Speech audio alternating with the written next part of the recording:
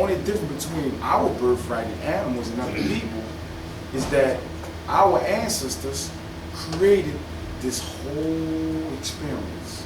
You get what I'm saying? So if you're the first people, you're the first royal people, right?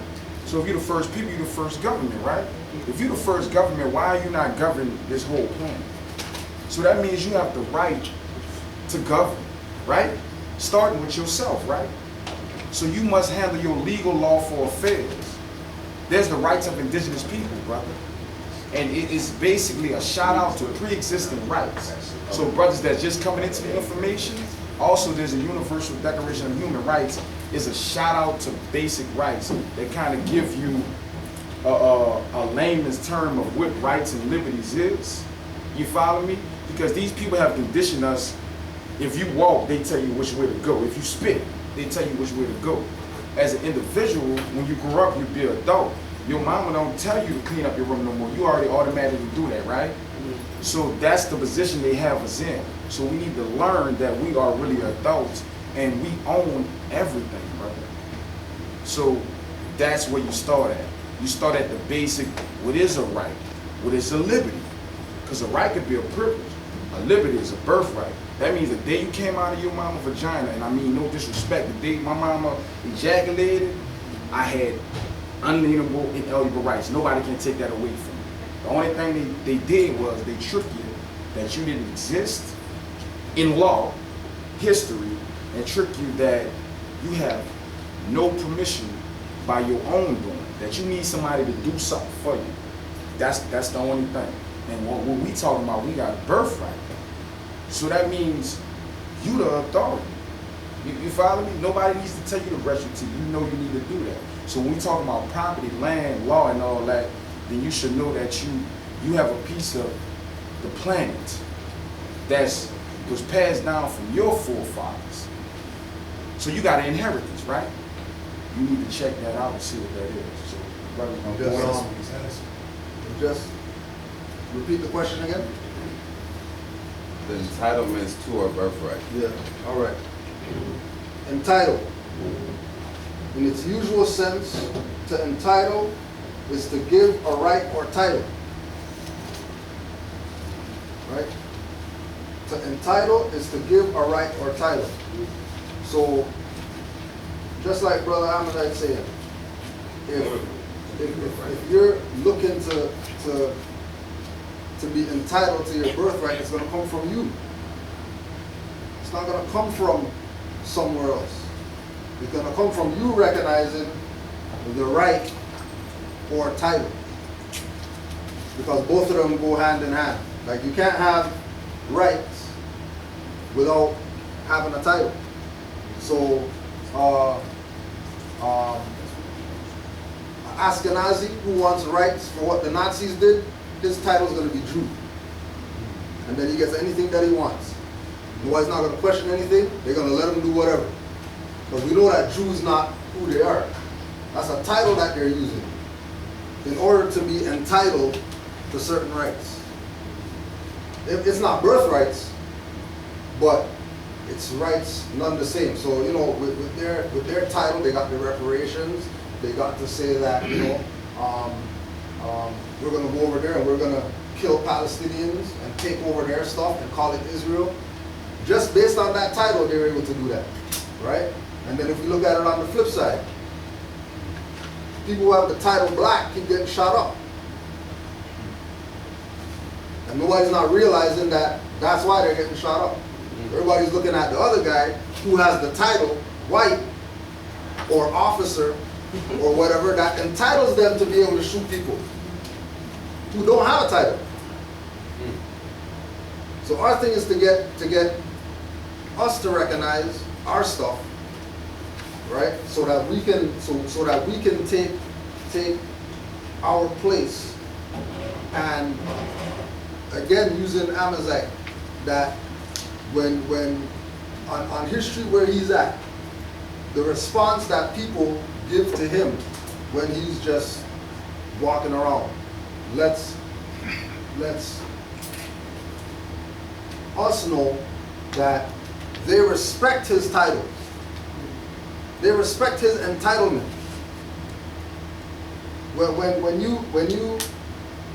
you have a birthright and you go to a store of that whoever runs it, and then they say something like, you know what, don't worry about it, and let you leave with the stuff for free, they recognize your stuff. They know what's up. We had situations where as soon as we let certain people know that we are the actual natives, like not the people who you've been told is the native, like we're the actual native. Oh, sorry about that, you know what I mean? Anything that you want, just come to the store. Just let's take the stuff off the shelf and just leave. Well, they break their neck when you come to the counter. I mean, we was in what, Family Dollar, right? The Family Dollar. European come running out the back. Oh, he's tax exempt. Hold up. Hold up. Yeah, I'm seeing the manager. Hold up. That's Amazight. Okay, we need to take the taxes off. You know that? You know, it's real. That's the two witnesses right there, and you know, this happened yesterday, brother. This everything we saying. This is what 5 minutes out the cab. Yeah. All the way up to about what 12 o'clock. You know, Islam. So you know, we definitely showing proof.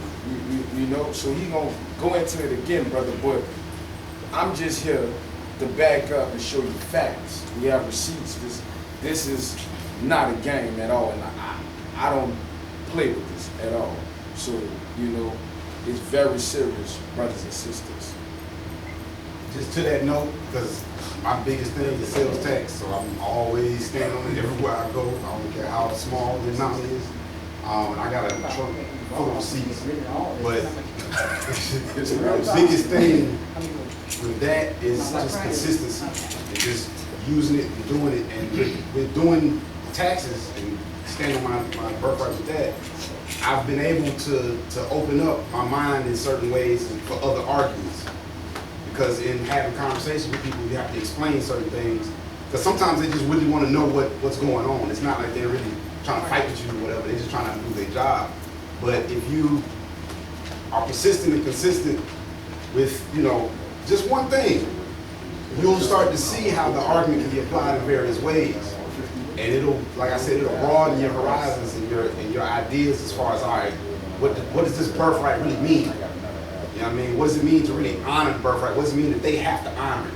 What does it mean that they have a charter from the state, which has to fall in line with the Constitution? Like, what does that really mean for everyday interactions? And I've noticed just in my journey that applying those taxes helps you see how all these things fall into place. Because when it says not taxed, realize that's anything they really charging you. So it's like, all right, if I'm getting sales tax today, tomorrow I'm gonna be getting stuff for free. And I can tell you, no lie, there's been instances I pull out the card, they see it because they don't know what's going on. But they recognize what's on that card. Get out of here. All right, you got it for free. Okay, you know, 1, 2 o'clock in the morning, I'm going to Wendy's, you know what I mean? For free. I'm getting a whole meal, I'm getting extra fries, you know what I mean? Extra tall, everything. I didn't even order that, you know what I mean? But they just trying to give me something to get me out of there so that they paying don't hit the fire, you know what I mean? But it's about consistency and just understanding the basics in my eyes. And then all the other stuff will come with it. I get it for I got my own testimony, and I don't have a card, a nationality card, or anything like that, but I'm totally clear on who and what I am and where I'm at. And just simply said, you know, incorrectly saying tax exempt, meaning I knew I'm not obligated to pay taxes. But I simply said it, and it was a young boy behind the counter. He was like, well, I need to see some papers or whatever. I'm like, dude, I'm not finna dig all through whatever. No, and I ain't have it. It's a $1 million game sometimes. And the manager, European young man, came to me and said, no, that's fine. And he went on and did what he needed to do without a card. But that's being clear and standing what you know. But yours is going to be the issue for the most part, be it those who classify themselves as African American Black or those who claim or they're from other lands. Those are going to be the issues right there. But they'll run that game, we don't know. You know, we don't know what you're talking about. We don't know what you're talking about. I'm like, well, the button's right there. That's what I'm talking about. Let's start from there. So just to be clear, she just gave you another side of it. It's not the card. It's the knowledge. Or the paper. You follow me? It's not the car. And one more thing, I also test drove cars with my nationality car too, with those big dealerships and all that. Yeah. Like, here you go, you don't have a license? I'm like, no. I'm like, okay, I'll be right back. give me their car, and I'm just on the road, you know. I wonder, so for the brother here, since you got questions about birthright and title, you familiar with Black Wall Street? Not too much. Tulsa, Oklahoma? So, just in short, because I want to show you how important birthright is. Oh, you know what? Come on, buddy. Yeah. You might as well, That's a good try to play the background. Yeah. So you know, coming up here to talk and stuff like that. Oh, cool enough. All right, so Cool enough. back in the 20s, Tulsa, Oklahoma, 1921. there was an attack at 6 a.m. And it all happened because a young brother stoned on the elevator and touched a European. We put the brother in jail, and they was going to lynch him. The brothers and sisters from Tulsa said, no, ain't gonna be no lynching. They went down there to get the brother. Long story short, a gunfight ensued, a couple people got laid down. The next morning, the Europeans said, all right, we're gonna go out here and we're gonna destroy all of them. So at the sound of an alarm, airplanes came by. They started dropping bombs. When people started fleeing, running, they stood at the top of the hill with one of those Gatling guns and just lit them up, right? Now, nothing happened. Nobody went to jail over that, right? But later on, those survivors said, you know what? We're going to take Tulsa to court. They fought and fought and fought and fought for years. Took it all the way up to the Supreme Court. Nothing happened. When they got to the Supreme Court said, they went about their business. Nothing happened. You know what they got? They got bronze medals that said Tulsa riot survivor. Right? Now, all of those people were classified as Negro, colored, or black. Right?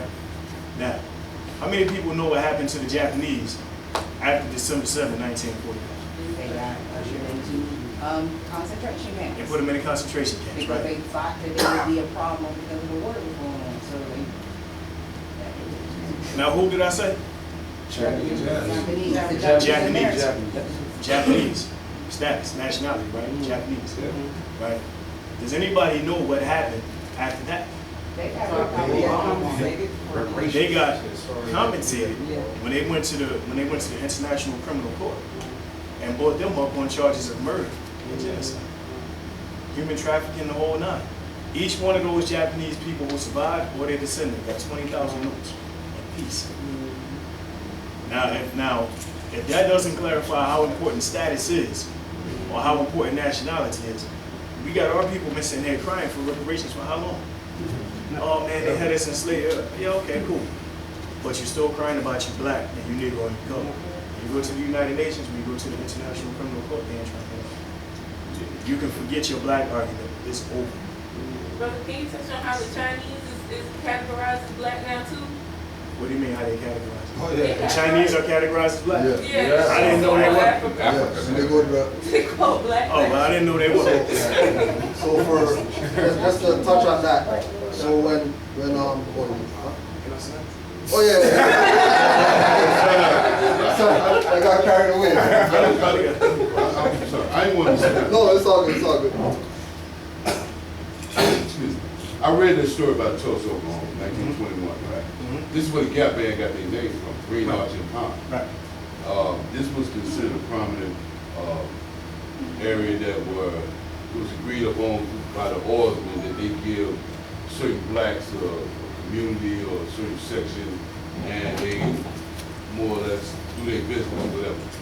But come to find the Europeans find out it was more fun to be over in the hood, the neighborhood, than to be where they were. So they, they had good relations. So my understanding of that story is that how that attack happened is that these guys came, there was a war that went on. I think it was the First World War. It was World War I. It was after World War I. Right. They came home. They had nothing. So it was suggested by the white supremacists